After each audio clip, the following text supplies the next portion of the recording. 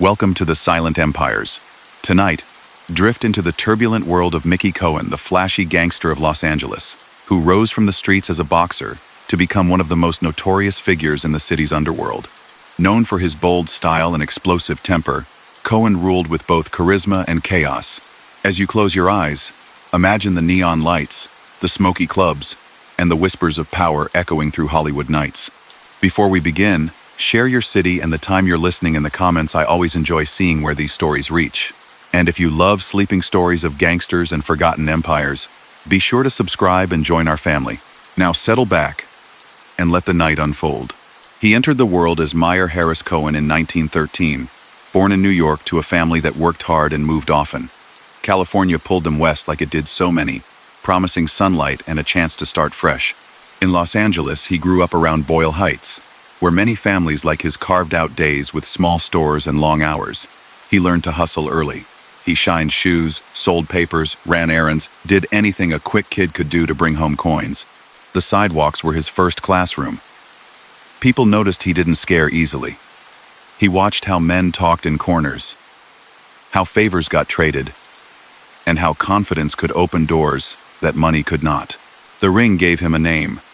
As a teenager, he put on gloves in rough gyms, learned to slip jabs, and found that crowds liked him.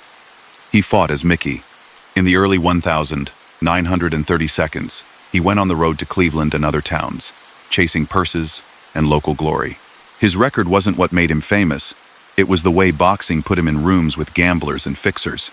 Around ringside, he met men who handled betting sheets, ran wire reports on race results, and moved cash with calm faces. He had charm and nerve. They saw a kid who would carry messages without flinching, make a pickup without asking questions, and take a punch better than a lot of grown men. Prohibition was fading, but its habits remained. Places that once sold hidden liquor turned into hangouts for cards and dice. Small clubs had back rooms where you could place a bet, and someone had to protect those rooms. He began with errands and graduated to collections, a step that turned a fighter into an enforcer. These early jobs were crimes gambling rings that broke the law, collection work that used pressure, payoffs to smooth problems with raids and inspections. He didn't invent those systems, but he learned them fast, and he liked the money. Police took notice. There were detentions and bookings for gambling, scuffles, and carrying weapons. Some charges faded. Some brought short stints behind bars. Many ended with him back on the street before long. The pattern was set. Build a steady income with illegal betting and protection, deflect charges, and keep moving. Chicago's reach extended everywhere in those years, and he picked up contacts linked to that network. He learned the value of the race wire, the lifeline that fed bookmakers the results they needed to set odds and pay winners without guessing.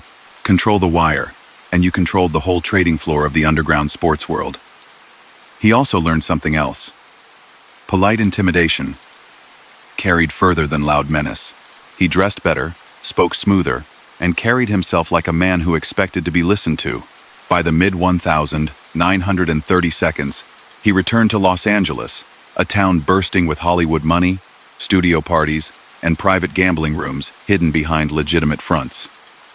He was no silent partner. He wanted to be seen. He shook hands with promoters, club owners, and anyone who could help him build a network. Bookmakers paid him for protection and access to reliable results.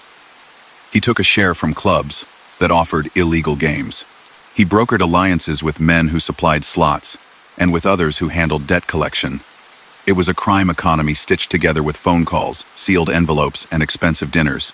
Then he met the man who would define his next act, Benjamin Bugsy Siegel, a powerful figure connected to East Coast syndicates, who had come to the West Coast to shape LA in his own vision. Siegel liked what he saw in the former boxer, fearless, ambitious, loyal when treated right. Cohen became his aide, bodyguard, and enforcer. Together, they consolidated the bookmaking trade across the city, brought more gambling rooms under their influence, and made sure that people who owed money actually paid. Violence hovered over their work, but what made them effective was organization. They used the wire to tighten control, folded scattered operators into one network, and made backroom betting feel as stable as a bank, even though it was illegal end to end.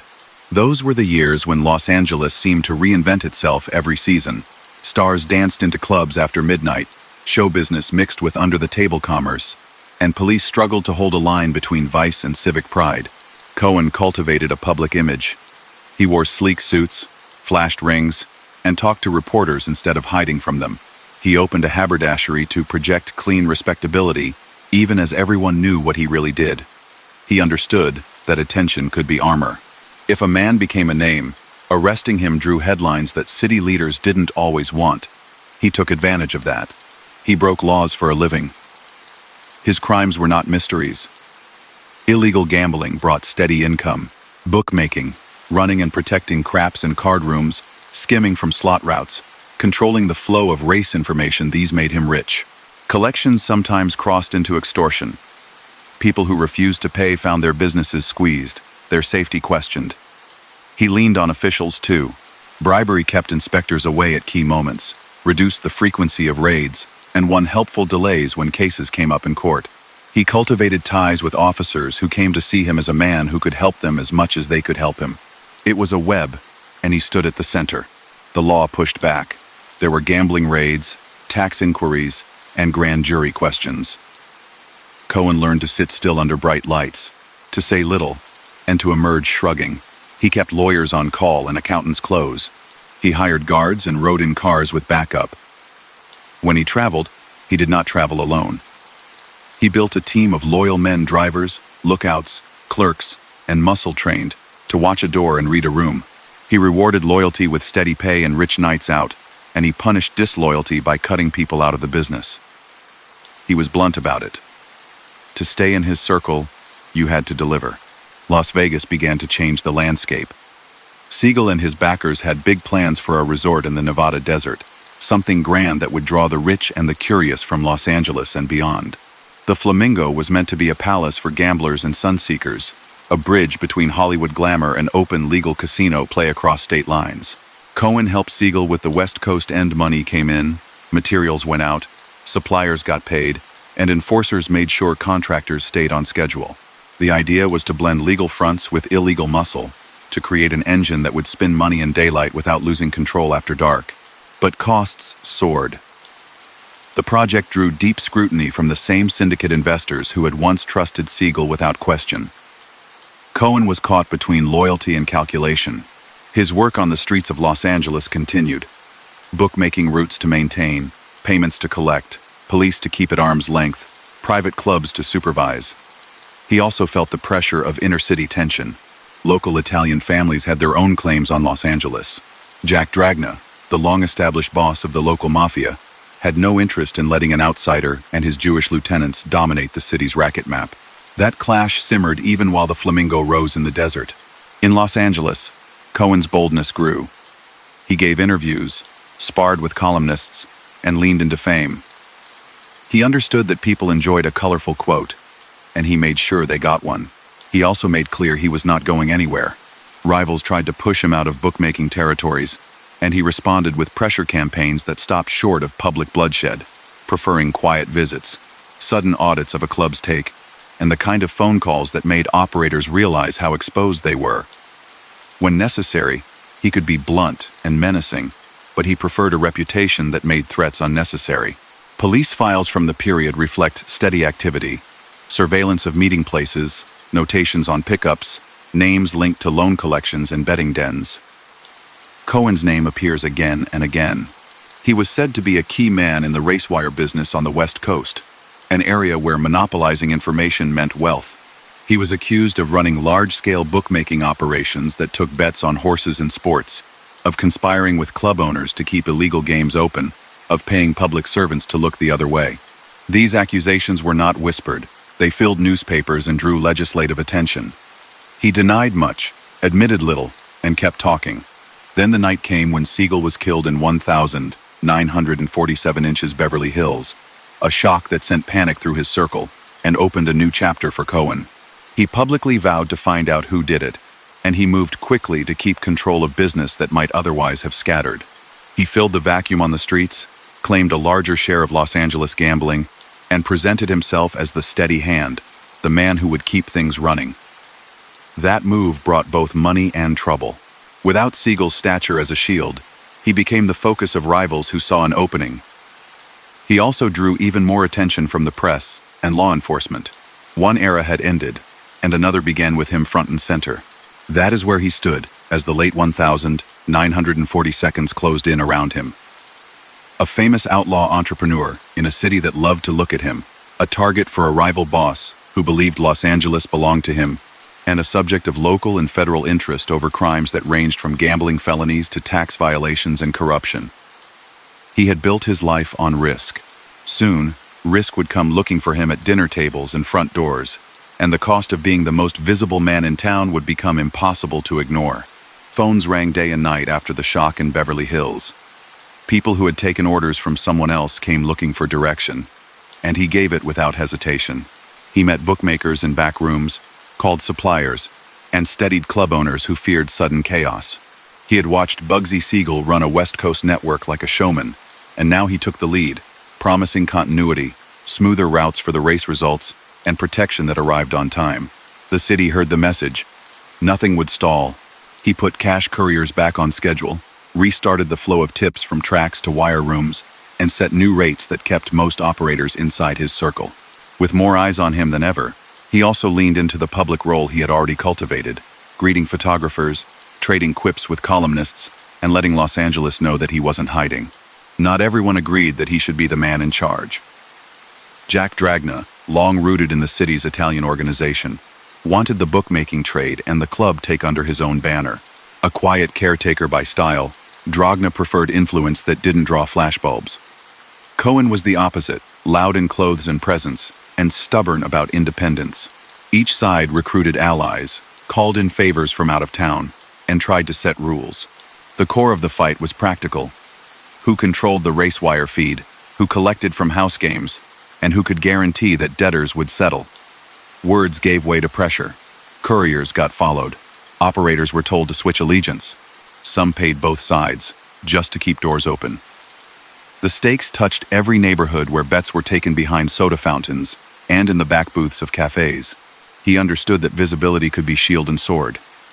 He walked down Sunset Boulevard in spotless suits, stopped to chat with reporters, and adopted a stance he knew played well in a city that loved a character. He said he was a businessman. He said he ran legal shops and sold fine clothes. He didn't deny that he knew gamblers. He framed it as social life in a town where everyone knew everyone. At the same time, he kept his crew busy. Collections were made. Illegal rooms kept their schedules. Race information moved through leased lines and relays that reached from Los Angeles to San Diego and across the desert. The system thrived when results arrived instantly, and payouts felt reliable. Control of that timing made him valuable to those who bet and those who took bets, even while the whole structure broke the law. The rivalry with Dragna heated until it spilled into a public night that the press later called a battle. Outside a popular restaurant on the Strip in 1949, gunmen ambushed Cohen and his entourage. The attack left one of his closest aides fatally wounded and injured bystanders, including a well-known Hollywood columnist. Cohen lived, and by morning the sidewalk became a makeshift stage where he faced microphones with bandages visible and defiance intact. He spoke in clipped sentences, neither apologizing for the life he was living, nor telling stories that would help investigators. That night showed how precarious his status had become. Success had brought enemies who didn't mind taking aim in full view of the city's entertainment district. City leaders, long uneasy with the way Vice mingled with nightlife, responded with pressure. Raids hit bookmaking rooms and wire spots. Police pulled teletype machines and pads covered with bets. People were questioned in hallways outside courtrooms. Some of Cohen's men were booked on gambling counts, weapons charges, and conspiracy allegations. Bonds got posted. Lawyers filed papers and found technicalities. It was a treadmill of court dates and postponements, yet the cycle took a toll. Overhead climbed as bail and legal bills piled up, and operators who had once felt insulated started to wonder if any shield could hold. The attempts on his life didn't stop. In early 1950, an explosive device tore through the quiet of his Brentwood home before dawn, blasting walls and rattling the neighborhood. The blast made headlines across the country. He and his family survived, and the scene quickly filled with press and officers measuring damage while he stood outside in a robe, answering questions as if a dramatic event on his lawn were just another part of the day. Neighbors watched from porches. Commentators used the moment to argue that Los Angeles needed a cleaner break with its underworld. He responded by adding guards, changing routines, and installing heavier doors. The city's fascination with him grew even as officials doubled down on making an example of his operation. A national spotlight followed. In 1950 and 1951, the Senate's organized crime inquiry, led by Estes Kefauver, toured the country, and Los Angeles was on the itinerary. The hearings, carried on radio and the new medium of television, turned gangland into dinner-table conversation. Cohen was summoned and, true to form, arrived sharply dressed, gave the cameras a look that said he didn't rattle easily, and then made a measured show of cooperation while declining to answer questions that would expose him to prosecution. He was confident on the surface and careful underneath. Senators held up betting ledgers, cash flow charts, and transcripts of calls. He smiled, denied where it was smart to deny, invoked his rights when necessary, and left with his image as the city's most famous racket's figure intact. Federal agents were less interested in theater than arithmetic. The Internal Revenue Service built a case the way they often did when other charges wouldn't stick. They followed the money. Agents tallied homes, cars, parties, jewelry, restaurant bills, and wages paid to bodyguards. They compared public living to modest income declarations and filed reports that said the numbers didn't match. Cohen's lawyers argued that much of what he enjoyed came from loans, gifts, or funds not technically his. Prosecutors countered with bank deposits and testimony from former associates who described cash-in, cash-out routines linked to bookmaking. In 1951, he was indicted for evading income tax. This was not the kind of charge that made folks whisper in awe. It was deliberately plain, built to win in court. The trial unfolded with less glamour than his sidewalk interviews. Witnesses spoke in dry terms about net one folder to views, worth changes, seized ledgers, and lists of bets. Agents described raids that produced equipment used to relay race results, and records linking him to makeshift offices tucked behind legitimate storefronts. The jury convicted him.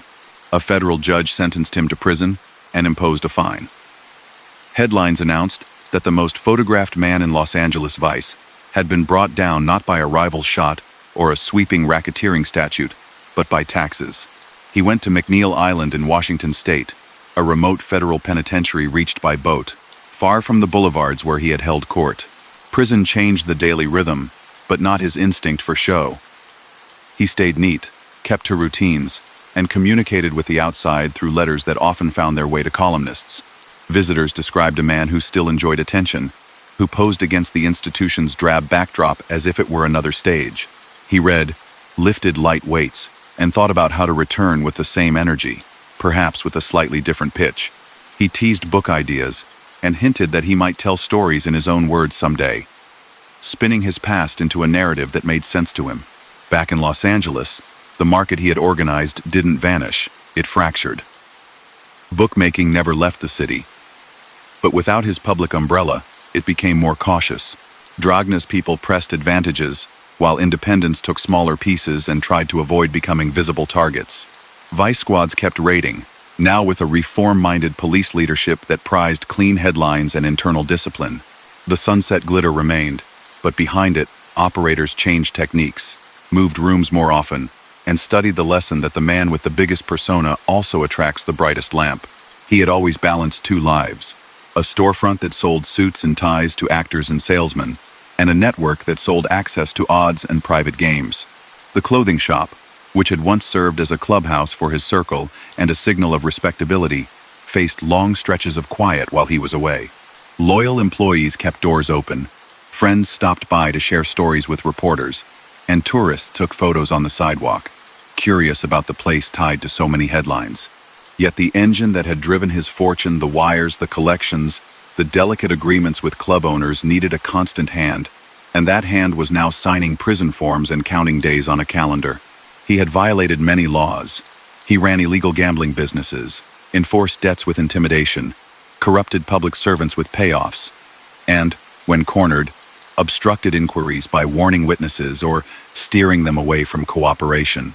He carried weapons without permits. He used fronts to disguise proceeds. The tax case only captured a piece of it, But that peace brought the certainty of time in a cell where bright talk and tailored jackets didn't count. The image he had nurtured, of a dapper man in the middle of a city's nightlife, now lived in clippings while the man himself lived on a prison island. From his bunk, he watched as the country's interest in organized crime surged and then drifted to other topics. New stars took over club pages. Films and novels borrowed the outline of his life without naming him. He kept his own name alive by writing to journalists he trusted and by sending notes to friends who could be quoted. He didn't apologize. He didn't renounce. He argued that he provided a service people wanted and that the government shouldn't pretend otherwise. Courts had said their piece. He would serve the time, and then he intended to walk back into the light and test whether his public could still be persuaded. The years passed. The island routine held him to schedules he didn't set. Each day ended with the same lock and the same quiet. Yet even from that distance, Los Angeles remained the stage on which he pictured himself. He had taken control after a mentor's fall, battled rivals, survived ambush and explosion, and walked into a televised hearing without blinking. Now he faced bars he couldn't charm, and he knew that when he stepped out, he would face a city that had changed, a police force more disciplined, and a set of laws sharpened by the very spectacle he had helped create. He planned anyway. He always had. Freedom felt both familiar and strange. The boat from McNeil Island left him staring at the mainland in 1955, and the old instincts woke immediately. He stepped back into Los Angeles with a neat haircut, a press-ready smile, and the kind of confidence that says, "I'm still here." The city had changed while he was away. Chief William Parker had pushed a reform drive inside the police department, and vice squads worked with tighter discipline.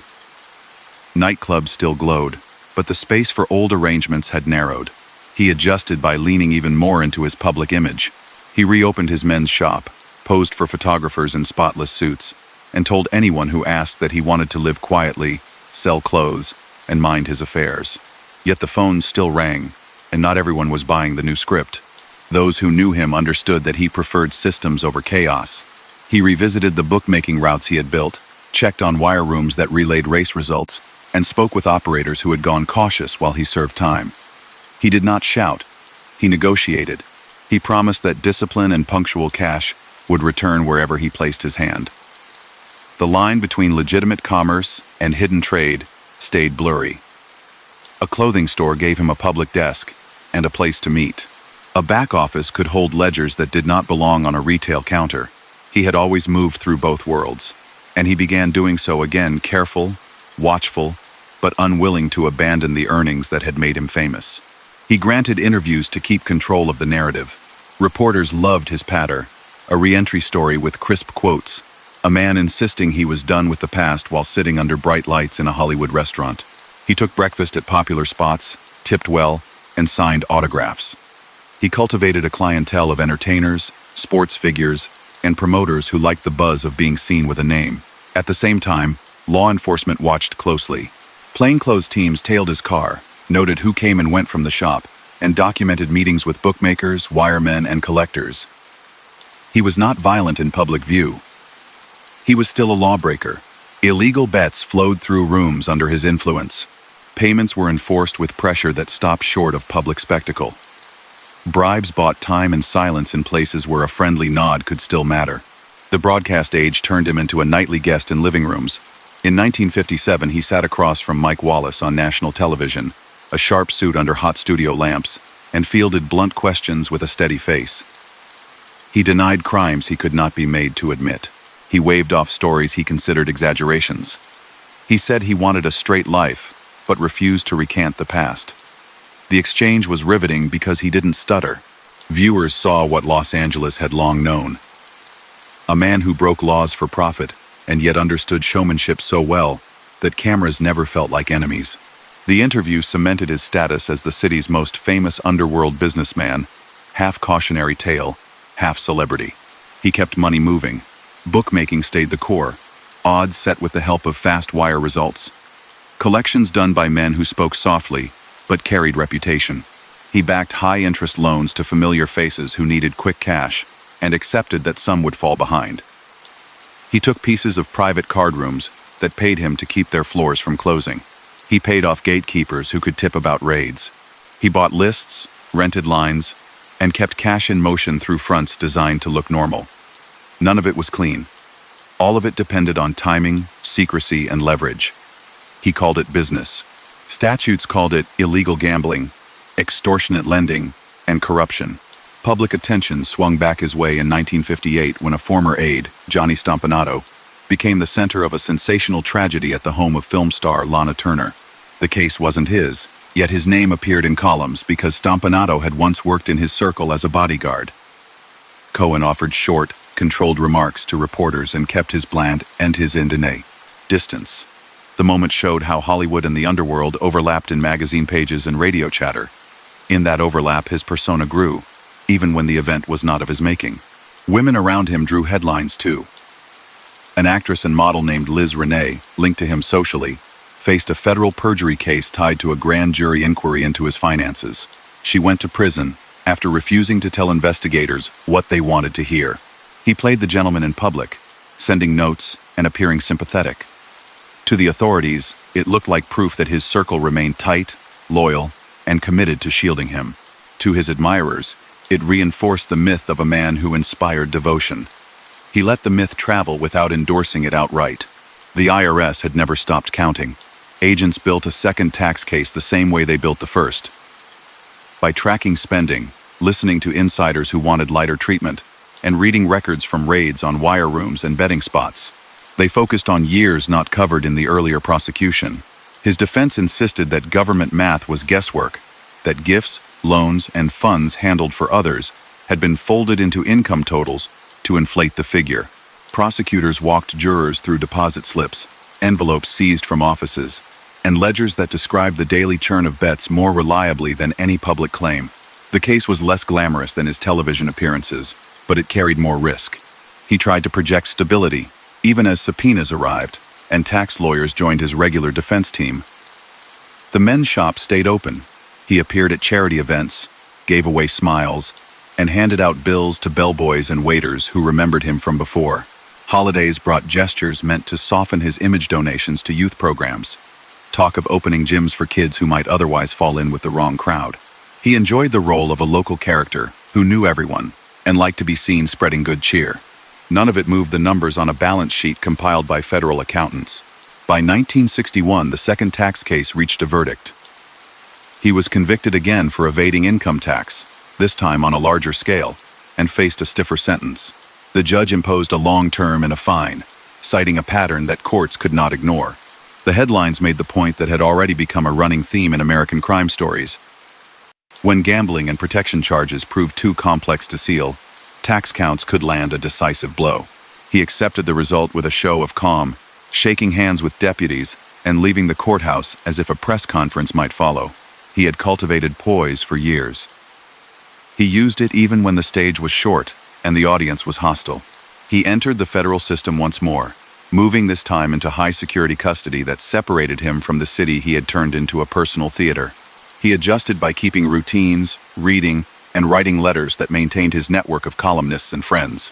He described himself as a businessman punished for doing what the public secretly wanted done, which is to give them action on sports and cards. He knew the claim wouldn't sway courts, but it kept his voice alive outside the walls. Inside, he gripped an older lesson. Attention is a currency. He kept spending it. His legal troubles did not erase what he had built, but they disrupted it again. Bookmaking in Los Angeles remained fragmented and cautious. Operators learned to avoid the spotlight he had once courted. Race information still moved, but the city grew less tolerant of any single figure whose name could stand for the whole trade. New faces took smaller pieces and preferred bland anonymity over showy nights out. Police found it easier to chase dim targets than a man whose life had played out on front pages. That was the paradox he had created. Celebrity protected him for a time, then focused enforcement until numbers on a government worksheet accomplished what raids and rival pressure could not. From the start of his second sentence, he thought about return. He had done it once. He believed he could do it again, perhaps with more caution, perhaps with a different mix of public activity and private earnings. He was not a man who dreamed of disappearing.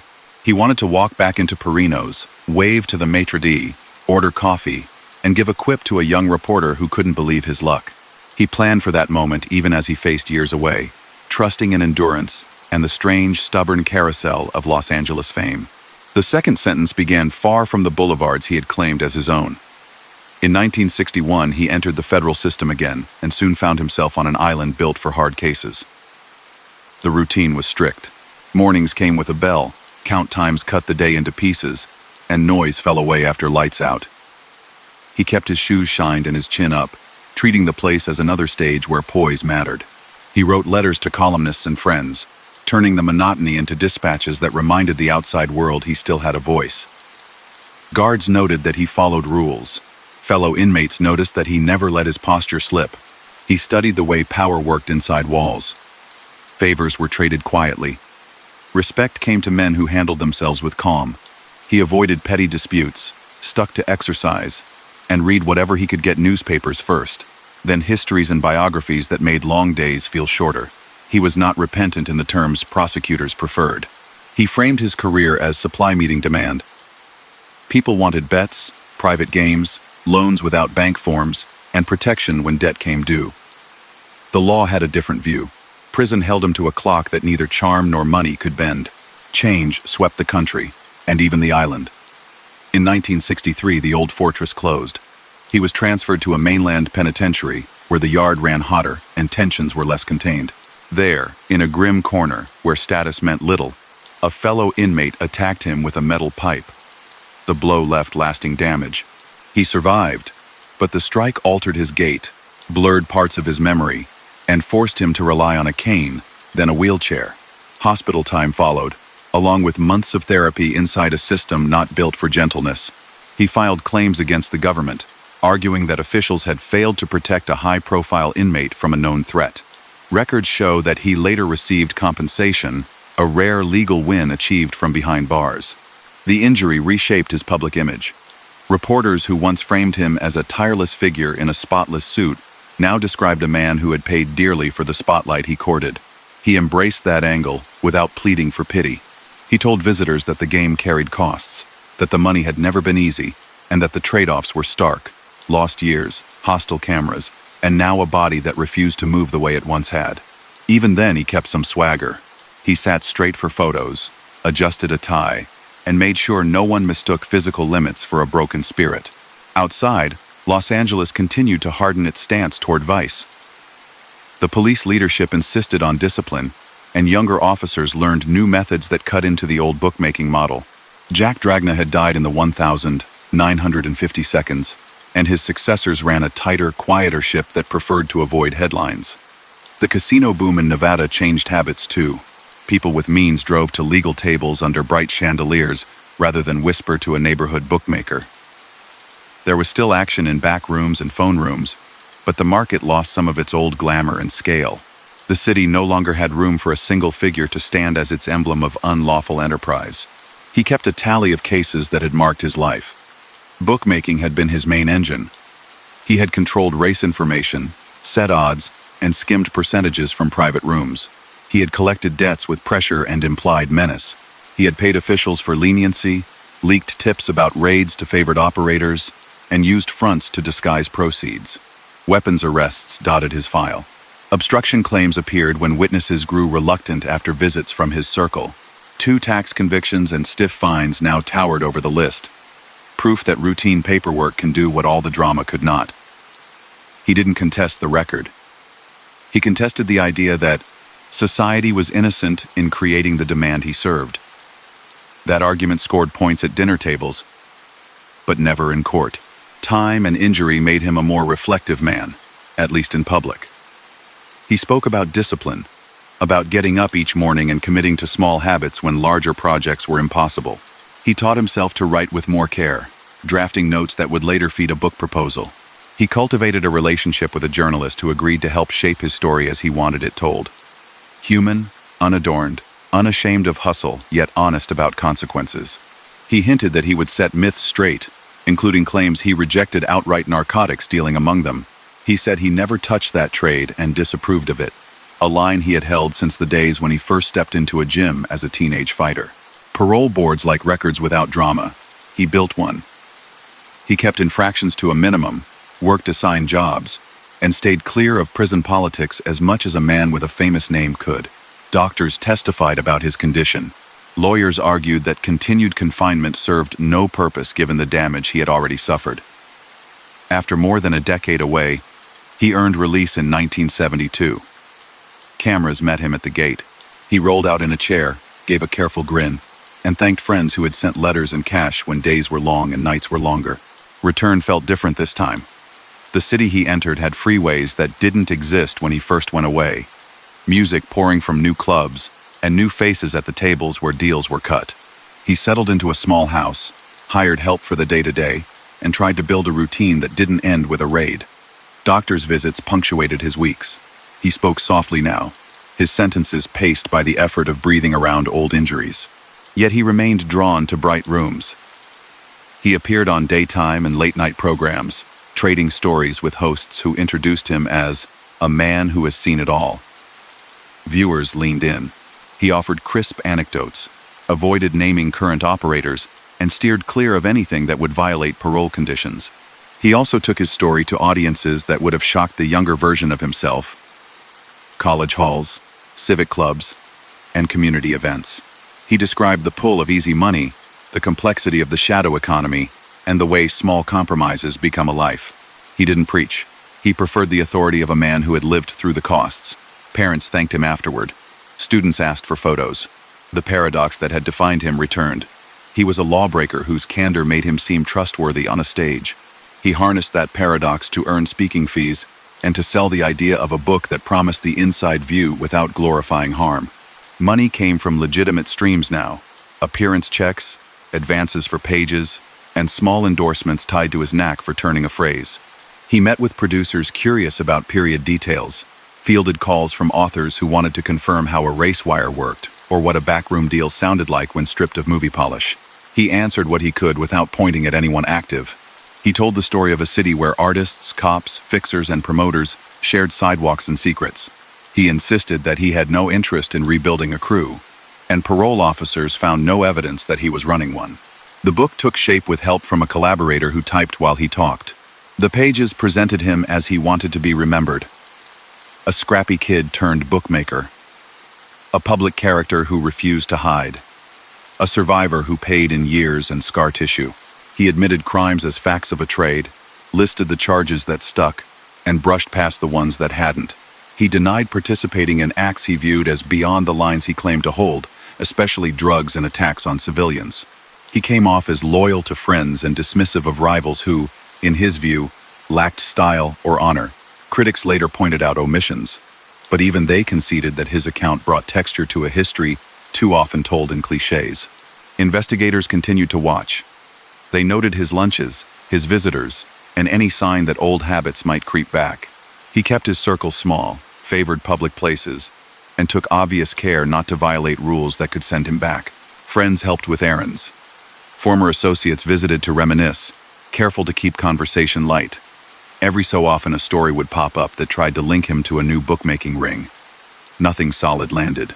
Age, health, and attention had finally pushed him off the active board. He had once defined himself by the speed of his moves and the reach of his network. Now he defined himself by how he told the past. He kept the suits, the watch, and the cadence that made a sentence memorable. The edge softened, the volume dropped. But the instinct for theater remained. It had kept him visible through ambush, bombing, hearings, and prison. It would carry him through the last act, as the city around him changed again, and as he learned to make peace with a legacy that refused to stand still. He kept the days simple after release, even when crowds made that hard. Mornings started with coffee, a newspaper spread across the table, and a list of calls. He liked structure. A driver took him to a tailor or a studio lobby where a producer wanted a few minutes of color for a show. He wore the look he had always favored: sharp lapels, polished shoes, a neat tie even when a cane or chair made movement slow. Familiar faces stopped by his place with stories and questions.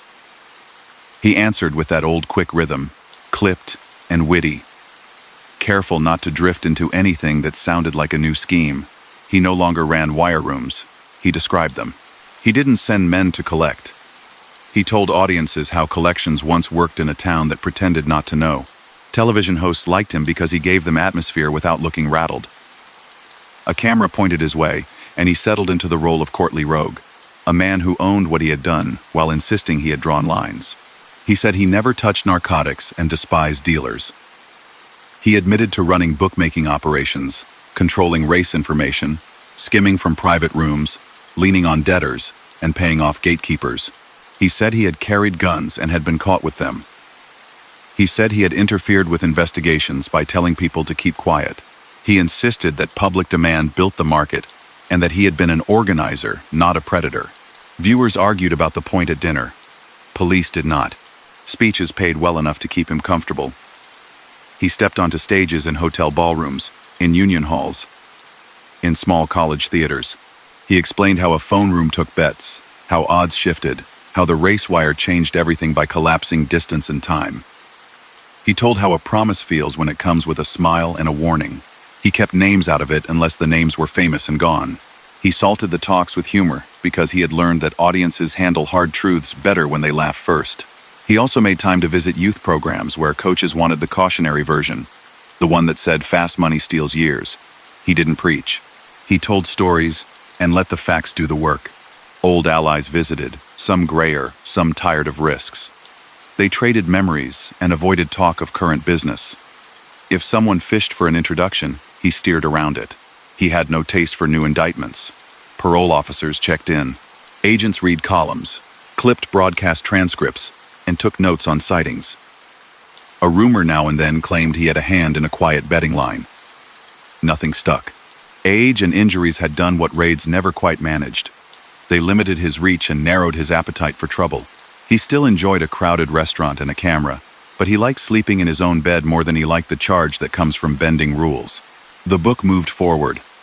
A collaborator sat with him at regular times, a recorder on the table, pages spread out as they organized years into chapters. He wanted the rhythm of a man talking, not the tone of a legal brief. He described Boyle Heights storefronts and smoky gyms, the first time he taped his hands, the men who taught him to throw a hook, and the gamblers who moved between ringside and back rooms. He traced the line, from Cleveland fights to Los Angeles phone banks, from running errands to structuring accounts that kept track of bets, payouts, skims, and salaries for guards posted at doors. He told of the night a Hollywood star walked through a hidden entrance to shake his hand and then asked for a marker at a table that wasn't supposed to exist. He didn't hide the worst moments. He described the ambush outside a strip restaurant and the explosive device at his home without lurid detail. He talked about the Kefauver glare and the first tax case that sent him to the island. He explained the second tax case that brought a longer sentence, and how a pipe in a prison yard broke him in ways that never healed. He admitted that intimidation had been part of his work, and said he understood why decent people hated that.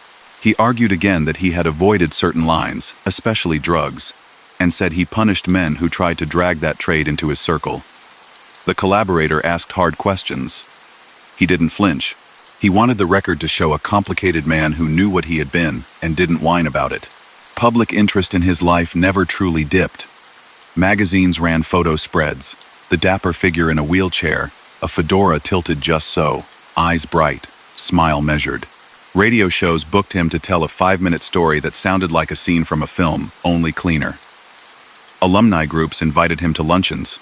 A studio executive slipped him into a writer's room to answer questions about how a payoff happens without words. He said it's done with timing and a look. He said everyone involved pretends it isn't happening, even as they all take their cues. The writers scribbled. He enjoyed being the expert who no longer risked a cell for explaining the craft. He remained a lightning rod in certain circles. Reformers who had spent careers battling vice saw him as a symbol of the costs that city politics once tolerated. They pointed to his record. Illegal gambling, extortionate lending, bribery, obstruction, weapons violations, tax evasion. They called him proof that charm can fog a lens. He didn't fight the list. He said it was accurate. He said he also paid taxes later, and paid fines, and paid with time and health. He said the law had won, and that he had learned to live within it. He saved his arguments for broader questions, the line between entertainment and exploitation, the way a glamorous town looks away until the flash goes off, The odd American habit of turning outlaws into celebrities and then into lecture guests. There was a story that ministers like to repeat about him brushing up against a famous revival preacher and shrugging at the idea of change. He heard the story and called it simplified, another tale polished for effect. He said he respected faith and liked good people. He said what mattered in his case wasn't a headline about conversion. It was a quiet choice to stop running crews, to stop building phone rooms, to stop buying silence, and to speak in public about what that life costs. He didn't expect some listeners to believe him. He'd lived too loudly for too long to ask for trust from everyone. Health insisted on new limits. He had days when his body cooperated and days when exhaustion closed the schedule. Doctors found trouble in his stomach and told him to rest. He tried. He still took calls from writers and producers because it let him feel useful. He worked through edits on the manuscript and examined deals for serial rights. He answered letters from strangers who wanted autographs and from old-timers who wanted to say they remembered a time or a place. He kept a small circle of helpers to manage mail, bookings, and errands. He stayed polite with officers who came by to check that he was where he said he would be. He kept the house neat, the suits pressed, the shoes glossy. The book came out in the mid-1970 seconds and sold on the strength of his name. Reviewers said it was clear, blunt, sometimes defensive, sometimes insightful. He took both praise and criticism with the same smile, the one that says, "I told you what I told you." He signed copies at a few stores, thanked readers, and told more stories into microphones. He drew a line when hosts pushed for fresh gossip. He had no interest in pointing at anyone still active. He understood how long grudges can last. He wanted peace, more than he wanted an extra round of headlines. Los Angeles by then had shifted again. Freeways cut the city differently. Music and film scenes morphed. The underworld lost its centralized feel, diffusing into smaller cells that were harder to brand with a single face. Stronger laws and tougher coordination among agencies had changed enforcement. Wiretaps and statewide task forces made it riskier to run broad, visible operations. Nevada casinos had evolved into destinations so grand that casual gamblers preferred weekend trips to neon palaces over whispered bets made in a booth. His time, the era when a single notorious fixer could symbolize a city's shadow economy, was closing for good. He felt it. He said so with no regret, only recognition. He told friends that the show had moved on, and that he was content to be a living footnote who could answer questions no one else could answer. Because no one else had stood quite where he had stood, he found satisfaction in finishing a page, in delivering a line cleanly on a set, in walking or rolling into a room and seeing people relax because they knew he wasn't there to ask for anything. He still tipped big. He still remembered names. He still lit up for a story about a gym, a horse, a restaurant table where everything happened and nothing was written down. The illness worsened. Hospital stays lengthened. He tried to keep the tone light for visitors, joked with nurses, and managed pain with the same stoic pride that had once made jurors wonder if he felt anything at all. He did. He seemed to feel more in those last months than he had ever shown before. He asked for old music. He asked for clippings. He asked to hear that the book had found readers who understood what he was trying to do. Explain a world without dressing it up as romance. He died in 1,976 inches Los Angeles, not far from the streets that had made him famous and infamous. He was 62. The funeral drew a mix only Los Angeles could produce. Relatives, actors, columnists, retired officers, and men who had once waited by telephones for his call. They set him down at Hillside Memorial, a quiet piece of ground where many in his community rest. Eulogies described grit, nerve, and charisma, and also the harm he had done. No one tried to pretend the ledger leaned only one way. That was never his story. Afterward, the legend loosened from the man and kept walking. Filmmakers borrowed his outline for characters who speak in crisp lines and wear suits that glide under neon. Authors used his name when they wanted to anchor fiction to a real heartbeat. Documentaries replayed clips from hearings and interviews, marveling at how calm he seemed under lights. His life turned into shorthand for a particular Los Angeles blend: show business and shadow business, occupying the same streets, with a man in a perfect tie, shaking hands in both rooms. The record, though, remains plain beneath the glitter. He built his fortune on illegal gambling, on control of race information, on protection and intimidation, on payoffs, on carrying guns he wasn't allowed to carry, on steering witnesses away from cooperation, and on refusing to report income the government said he owed. For that, he served long prison terms and paid fines. He survived an ambush and an explosion. He sat before senators and judges. He played the celebrity as well as any actor, and paid for it in years and in health. He stepped out twice and tried to turn clippings into a living by telling the truth as he saw it. In the end, he left a city that had learned to live without a figure like him, and a set of stories that still hum when night falls, and the old clubs light up in memory more than in fact. When the city settles and traffic fades to a hush, you can still trace the outline of his world through street names and old photographs. A strip of neon where clubs once throbbed with laughter and murmurs. A storefront window where silk ties caught morning Sunday. A quiet block in Brentwood where reporters once rushed after a blast broke the night. People talk, memories fold into legend, and the small truths stay steady. Underneath, he was a bookmaker who loved display, a planner who built routines, a public character who treated attention like a tool. The life, when you step close, was not a blur. It was a set of habits, a map of rooms, phones, schedules, and a list of laws crossed again and again for money and standing. At his peak, the morning began with lists and ended with tallies. He favored punctuality. Couriers checked in. A clerk read lines from tracks and ballparks. Calls went out to operators who handled bets for neighborhoods, where a friendly smile hid a ledger. He liked order because order produced trust, and trust let illegal trade feel predictable. He met club owners in bright dining rooms, always with a buffer at the next table. He promised steady information, prompt payouts, a firm hand when someone stalled. He called it business. Statutes called it illegal gambling, conspiracy, and extortion. When pressure crossed into threats, he kept the talk smooth, the rhythm calm, the message unmistakable. Stay in the system, and nights will run like clocks. The race wire was the quiet engine behind it all. Information moved from tracks to city rooms in minutes, turning risk into arithmetic. The feed kept bookmakers from guessing and bettors from waiting. He worked to secure that flow, paying for access, shielding rooms where machines clattered and phones rang. Control over timing meant leverage. If results arrived first in his rooms, operators who wanted prestige had to deal with him. That web rooms, lines, couriers, clerks formed the cash stream that made headlines without ever appearing on a storefront sign. Police raids seized machines and pads covered in scrawls, and each time he rebuilt, a little faster and a little quieter. Bribery stitched many seams. Inspectors enjoyed envelopes. Tips about planned raids drifted to favored rooms. A line moved or a light blinked at the right moment, and doors were locked before boots hit the stairs. He cultivated officers who liked good dinners and steady favors, men who treated him as a problem solver in a city always worrying about embarrassment.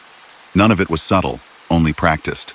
He also used intimidation in ways crafted to avoid spectacle, leaning on a debtor in back booths, closing credit lines, letting reputations do the heavy lifting. The crimes here were direct, paying public servants, interfering with investigations, carrying weapons to meetings, and pressing people to keep quiet when courts wanted them to talk. Politics shifted around him. Reformers marched through City Hall promising clean streets and simpler rules. Mayors came and went. Police leadership hardened, especially in the early 1950 seconds, turning vice work into a disciplined campaign that prized neat reports and quiet wins. He adjusted by stepping further into the spotlight. He knew cameras made raids less cinematic and sometimes made officials think twice. He opened a haberdashery on a boulevard where actors and salesmen bought ties. Reporters could always find him at a counter or at a favorite table. He spoke about fabrics, then about neighborhood charities, then, if pressed, about the idea that a bookmaker is a businessman serving demand. He repeated the line until it sounded like a philosophy. The press became part of his daily kit. Columnists needed quotes. He supplied them with polish. He understood that a memorable sentence travels farther than a whispered threat. He joked that he was the most photographed taxpayer in town long before juries decided he wasn't paying enough. He teased rivalries without naming names, refuted stories without attacking the tellers, praised the city even as he siphoned money from its shadows. He treated reporters as partners in a dance, They got color. He got a shield fashioned from fame. That dance kept him visible through ambushes, hearings, and arrests, turning legal trouble into set pieces with lights and microphones. Siegel's entrance had shifted his orbit. The East Coast networks wanted order on the Pacific Edge. The West Coast offered money and a stage. Under that alliance, private rooms clicked into place, bookmaking routes aligned, and debt collection tightened into a schedule. He handled errands at first, then enforcement, then coordination. He helped tie local operators to a larger structure, using the race wire as the spine. When the desert called, he assisted with procurement and payment streams that fed a resort built to legalize what California hid. Costs spiraled there. Tempers rose. Investors glared. He kept the Los Angeles end together.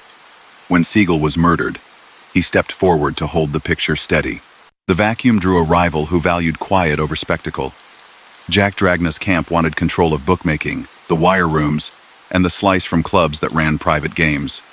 Cohen refused to be subordinate. Pressure rose. Operators found themselves asked to choose. Some paid both. Couriers were followed. Supplies went missing.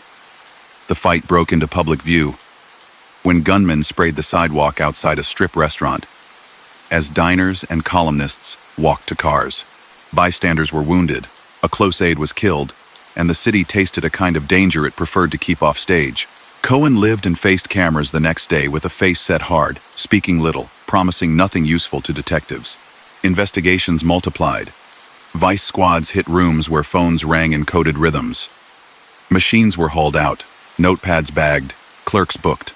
Grand juries wanted to know how many lines, how many couriers, how much cash. He sat and said as little as possible. Then came the national spotlight. The Kefauver Committee rolled across the country, bringing television to bear on a world that preferred back doors. He appeared, neat as ever, invoking his rights where answers could invite charges, parrying hostile questions with a tone so calm that senators sometimes looked annoyed. The hearings taught millions how a city's shadow economy fit together. They also taught him that the federal government had grown comfortable using cameras to gather momentum. Tax agents worked without glamour. They counted houses, cars, meals, gifts, tips, suits, dinners, and guard salaries. They compared lifestyle to filings and found gaps. The first case landed in the early 1950 seconds, and he left for a remote penitentiary after a jury agreed with the math. The second case followed years later, covering a different span, adding more pages and a longer sentence. Between the two, a pattern hardened. Prosecutors who couldn't close complex gambling counts could convince juries on numbers and calendar pages. He served time and kept his image alive with letters and interviews conducted by mail. He called himself an organizer serving public appetite. Courts called him a repeat tax evader and sentenced him accordingly. Prison altered more than his calendar. The attack with a pipe during the period after the island closed left him with injuries that never truly healed. He sued the government over negligence in protecting a high-profile inmate and eventually received compensation, a rare outcome that put his name in legal headlines for something other than a charge. The harm cut pride and speed from his stride. Even so, he held on to his posture, treating visits, mail, and photographs as chances to prove that a man made for show could keep his poise under fluorescent lights and locked doors. The post-release years were built from softer materials: speech fees, book advances, small consulting calls from producers who wanted realism without breaking any laws. He mapped his life for audiences who liked candor without bravado.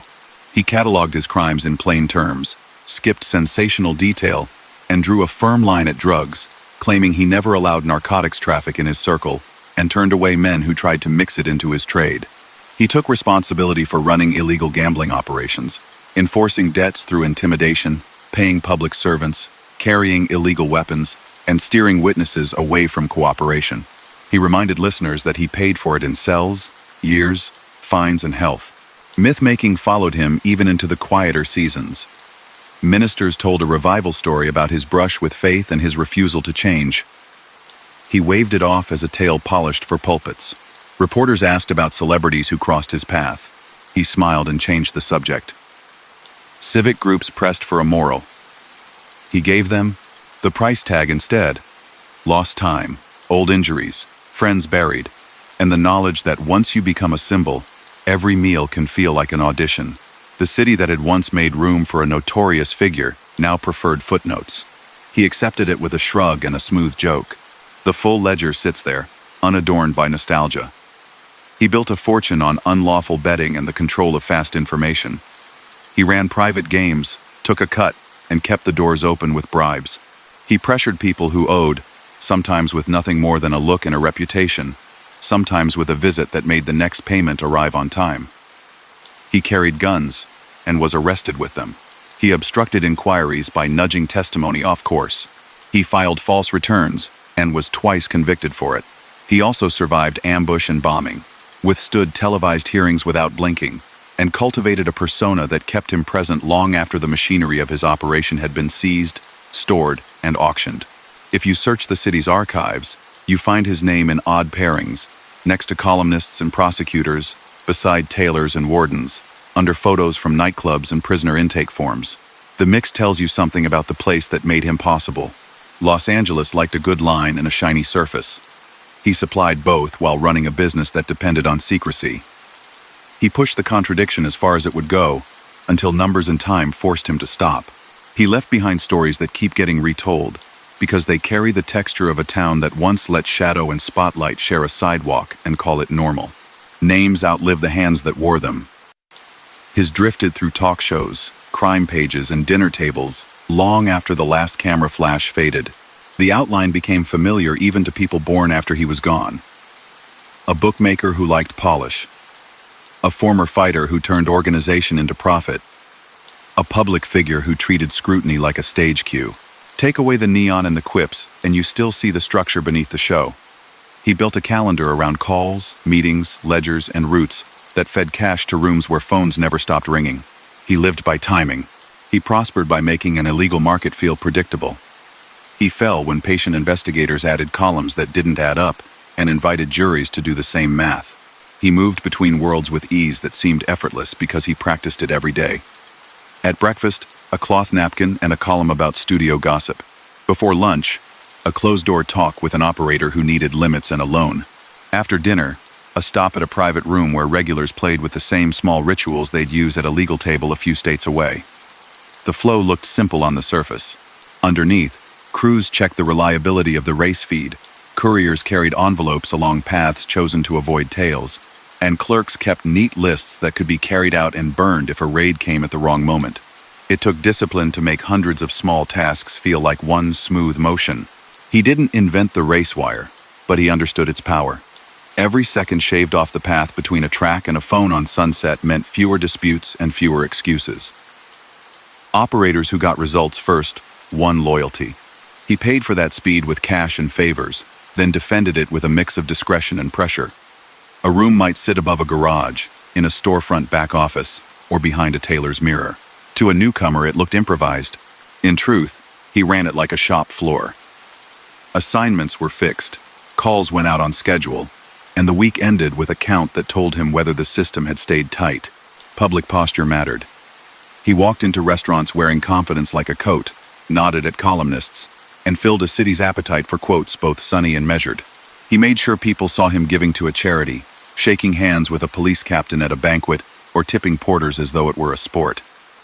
He sold the image of a man who belonged anywhere he chose to be.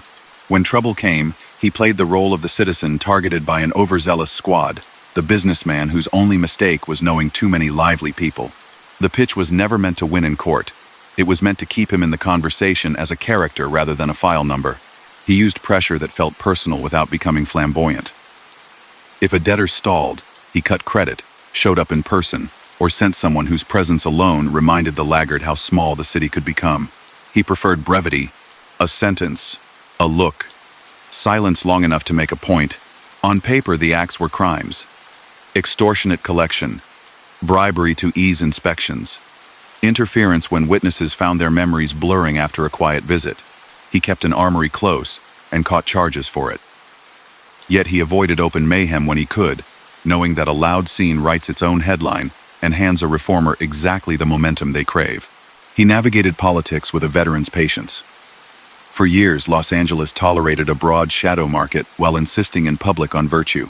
That phase produced the term people used when they wanted to hint without admitting an open city. He thrived in that space, building bridges between men who wanted to avoid conflict and men who wanted their slice delivered as if by clockwork. When reform crested new chiefs, new procedures, new pride in tidy paperwork, he tried a new defense: visibility. He granted interviews, invited cameras into his store, and made himself part of the city's daily chatter. The idea was simple. A face known to thousands can sometimes soften a badge's appetite for a dramatic arrest. It worked until it didn't. Hollywood sat close enough to touch. Actors wandered into private rooms and out the back so their names wouldn't land in a caption. Publicists called him when a rumor needed managing. Bodyguards came from his circle, and one of them later became a headline in a house where the gossip pages already had a permanent seat. He enjoyed the proximity, and he understood the risk. Fame amplifies everything. A single photo can turn a private transaction into a public test. He played that game willingly, and paid the price when investigators used every clip and dinner shot to map his network in pencil right on the newspaper itself. Alliances defined his mid-century rise. Siegel brought a big city template to the coast. Cohen supplied pace, nerve, and a contact list that stretched from tracks to studio canteens. Together they reined in scattered operators, tied routes to a single spine, and imposed order on rooms that had once relied on luck and a promise.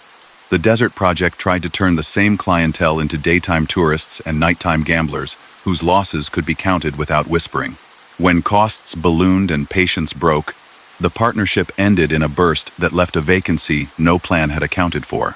He stepped forward fast, claiming steadiness while rivals argued that the city should return to a quieter chain of command. That argument turned into a struggle the papers called a war, even when men on both sides preferred pressure to open fire. The notable exceptions burned into memory: a spray of shots in front of a strip eatery, a sudden thunder at dawn that blew out walls and brought neighbors onto lawns in robes. He lived through both and stood before microphones with a bandage here, a quiet defiance there. He said little useful to detectives, and much that kept the myth moving: that he knew who hated him, that he wasn't leaving, that the city itself had a hand in making him what he was. Those moments made great copy and hard work for the squads assigned to shut the operations behind his persona. Government learned to answer show with arithmetic. The first big tax case framed him not as a mastermind but as a man whose expenditures dwarfed his filings. Jurors didn't need to know the workings of the race wire to conclude that something was off. They needed only to compare suits, houses, cars, dinners, guards, and trips to the official numbers. They convicted, and he shipped out to an island where routine replaces reputation. He returned, adjusted, told the city he would mind his business, then walked the same path toward a second set of counts that treated a fresh span of years like a second ledger to be balanced. Another conviction, a longer run, an attack inside that, left damage a doctor could trace with a fingertip. The injury changed his pace, but not his instinct for attention. He went to court from confinement, argued that the system had failed in its duty to protect, and won a settlement that proved a headline does not always arrive attached to a charge. After release, he treated his name like a job. He gave interviews that threaded a needle. Frank about illegal betting and collections, firm about lines he said he would never cross, especially narcotics. He cautioned listeners without pretending to be a moralist. He framed crime as a business that costs more than most are willing to pay if they know the true bill in advance. Women who orbited him drew scrutiny because reporters understood that glamour sells the story of vice better than legal language ever can. A model who refused to tell a grand jury what investigators wanted to hear, landed in prison, and came out with a tale that added heat to his aura. Another companion from the world of clubs and dance numbers found her own legal trouble and stayed loyal in public. To admirers, these women's choices confirmed his magnetism. To critics, they underlined his ability to pull people into silence. He let both sides talk, while he steered away from anything that would violate terms set by supervisors who knew he thrived on ambiguity. He liked to say he was a small businessman punished for meeting demand. The claim stirred debate because it forced listeners to decide whether a bet placed in a back room implicates everyone in the room or only the man who organizes the room and takes a cut. He didn't mind the argument. It kept him interesting. In courts, the claim had no traction. Prosecutors pulled statutes from shelves that speak in plain words: conspiracy, gambling, bribery, obstruction, weapons, evasion. They put those words next to dates, deposits, equipment, and witnesses who described jobs down to the hour. He lost there. He accepted the losses and then went back to talking, which is the one thing he did as relentlessly as any person who ever stood near a flashbulb. Historians later turned to him for a lens on a city that perfected public fantasy while tolerating private compromise. He had been a bridge between immigrant neighborhoods and show business drawing rooms, between storefronts and studio lots. He understood how the sports page and the crime page spoke to each other. He knew which officers liked a quiet fix and which chiefs wanted spotless headlines. When asked about the mechanics, he delivered without romance: how to keep a ledger, why records were coded, how credit lines worked, how men posted at doors rotated to avoid becoming familiar.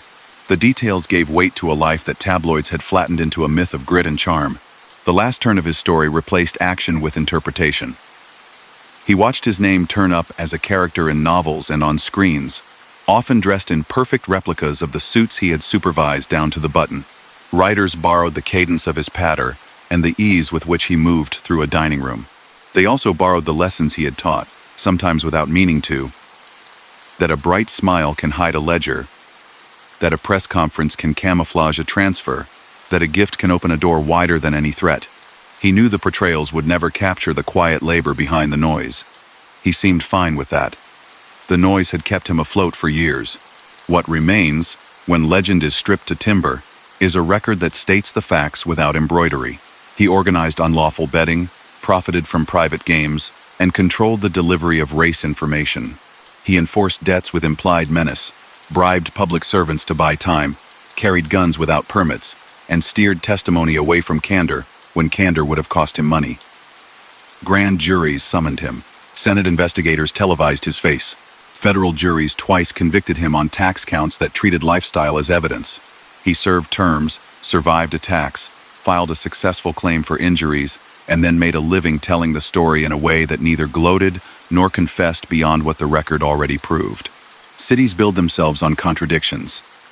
He embodied one of Los Angeles's most vivid, a town that adored the spotlight yet ran a bustling shadow economy in the next room. He gave the spotlight a villain who smiled, tipped, and picked up the check, and gave the shadow economy a manager who treated it like a business with opening and closing hours. When the balance ended through reform, technology, and the steady grind of cases that favored simple arithmetic, he adapted, telling the tale in a voice that kept audiences leaning forward. He understood better than anyone that attention is a commodity. He traded in it until the very end, and it kept paying dividends long after the last wire machine was hauled away and the last ledger turned brittle with age. And that was the story of Mickey Cohen, a man whose life was as loud and unpredictable as the streets he ruled. From the boxing rings of his youth to the neon-lit nights of Los Angeles, Cohen carried with him both the charm of a showman and the danger of a gangster who lived without fear. He was a figure who thrived in the spotlight, dressing sharp, speaking louder than most, and never shying away from a fight. Yet behind the bright suits and the headlines, he was also a man shaped by the shadows of power, money, and the constant threat that came with living life on the edge of the underworld. As the years passed, Cohen's reign faded, his name becoming a story told more in whispers than in shouts. The city that once trembled at his presence kept moving forward, leaving his empire behind like dust on forgotten streets. Tonight, as his tale drifts to its quiet end, you can almost hear the echo of old Hollywood of smoky clubs, hidden backrooms, and the voices of men who built their lives on danger and deals. Cohen's story, like so many others, reminds us that even the loudest lives eventually fall silent. Thank you for joining me tonight here at the Silent Empires. I hope this journey into the world of Mickey Cohen has carried you through the echoes of a time long gone, where power was fought for in the shadows and empires rose and fell in silence. Before you drift off fully, don't forget to share your city and the time you're listening in the comments. I always love seeing where these stories reach across the world. And if you haven't already, make sure to subscribe and become part of our family, so you never miss another story of gangsters' empires. Now, it's time to let the noise of the past fade away. Take a deep breath, close your eyes, and let the weight of the day lift from your shoulders. Allow the silence of the night to wrap around you, comforting and calm. Rest easy, sleep deeply, and dream freely.